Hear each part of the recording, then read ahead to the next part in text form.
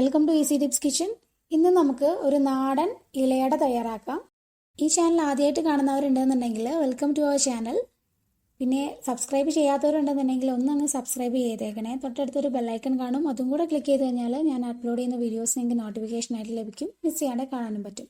അപ്പോൾ നമുക്ക് ഈ റെസിപ്പി എങ്ങനെയാണെന്ന് നോക്കാം.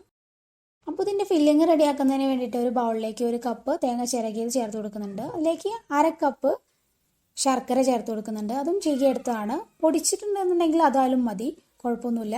ഇതിലേക്ക് വേണ്ടത് 1/4 ടീസ്പൂൺ ഏലക്കാപ്പൊടിയാണ്, ഒരു ഫ്ലേവറിന് വേണ്ടിയിട്ട്. എന്നിട്ട് നന്നായിട്ടൊന്ന് മിക്സ് ചെയ്ത് കൊടുക്കുക.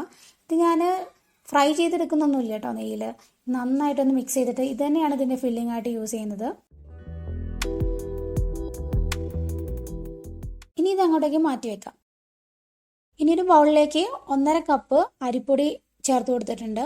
ഇനി ഇതിലേക്ക് ആവശ്യത്തിന് ഉപ്പും കൂടെ ചേർക്കുന്നുണ്ട്. എന്നിട്ട് നന്നായിട്ടൊന്ന് മിക്സ് ചെയ്തെടുക്കാം.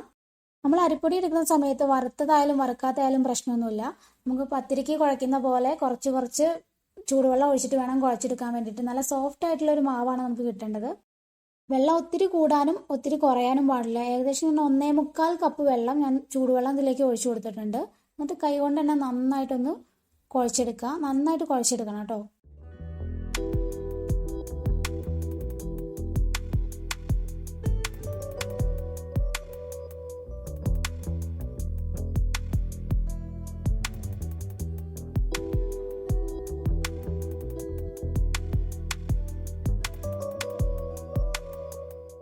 ഒരു ഇളം ചൂടുവെള്ളം എടുത്തു കഴിഞ്ഞാൽ നമുക്ക് പെട്ടെന്ന് തന്നെ കൈകൊണ്ട് പെട്ടെന്ന് തന്നെ കുഴച്ചെടുക്കാൻ പറ്റും. ഇതിപ്പോൾ നന്നായിട്ട് റെഡി ആയിട്ടുണ്ട്. നല്ല സോഫ്റ്റ് ആയിട്ടുള്ള മാവായിട്ടുണ്ട്. ഇനി ഇത് അങ്ങോട്ട് മാറ്റി വെക്കാം. ഇനി ഞാൻ ഇതിലേക്ക് വേണ്ടിയിട്ട് ഒരു വാഴയുടെ ഇല എടുത്തിട്ടുണ്ട്. അതിലേക്ക് കുറച്ച് ഓയിൽ ഒഴിച്ചിട്ട് ഗ്രീസ് ചെയ്തെടുക്കുകയാണ്. എന്നിട്ട് നമ്മുടെ മാവിൽ ഒരു ഇത്തിരി ഭാഗം എടുത്തിട്ട് അത് ഇലയിൽ വെച്ചിട്ട് പ്രസ് ചെയ്ത് കൊടുക്കുകയാണ്. നന്നായിട്ട് പ്രസ് ചെയ്ത് കൊടുക്കുക. ഇത് ഞാൻ ചെറിയതാട്ടോ ഉണ്ടാക്കാൻ പോകുന്നത്. എൻ്റെ ഇഡ്ഡലി ചെമ്പ് അത്രയ്ക്ക് വലിപ്പമില്ല, അതുകൊണ്ടാണ് ഞാൻ ചെറുത് ഉണ്ടാക്കുന്നത്.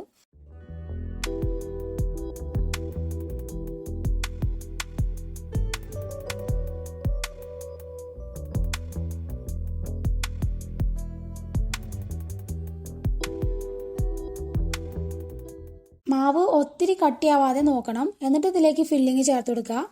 ഫില്ലിങ് സെൻറ്റർ കോൺസെൻട്രേറ്റ് ചെയ്ത് വേണം വെക്കാൻ വേണ്ടിയിട്ട്. എന്നിട്ട് അങ്ങോട്ട് സ്പ്രെഡ് ചെയ്ത് കൊടുക്കുക നമ്മുടെ അടയുടെ വലുപ്പത്തിനനുസരിച്ച്. എന്നിട്ട് പതുക്കെ ഒന്ന് മടക്കിയിട്ട് ആ സൈഡുകളിലൂടെ ഒന്ന് പ്രസ് ചെയ്ത് കൊടുക്കണം. അതിങ്ങനെ വിട്ടു പോരാണ്ടിരിക്കാൻ വേണ്ടിയിട്ടാണ് ഇങ്ങനെ ചെയ്യണത്. ഇതുപോലെ തന്നെ എല്ലാം തന്നെ ചെയ്തെടുക്കാം.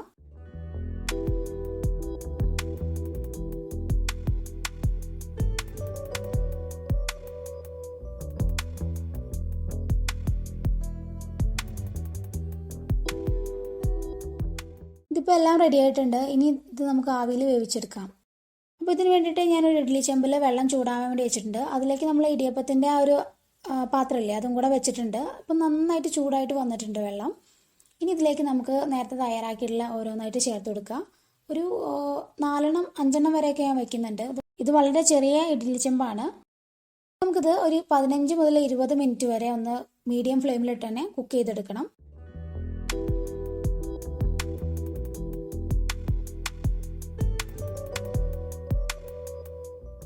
ഇതിപ്പോൾ നന്നായിട്ട് വെന്ത് വന്നിട്ടുണ്ട്. നമ്മുടെ ആദ്യത്തെ ബാച്ച് അട റെഡി ആയിട്ടുണ്ട്. ഇതെല്ലാം നമുക്ക് മാറ്റി വെച്ച ശേഷം രണ്ടാമത്തെ ബാച്ച് ഇട്ട് വേവിച്ചെടുക്കാം.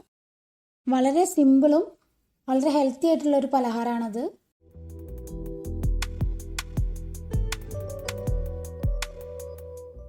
ഇപ്പോൾ അവസാനത്തെ ബാച്ചും റെഡി ആയിട്ടുണ്ട്. ഇനി നമുക്ക് സെർവ് ചെയ്യാം.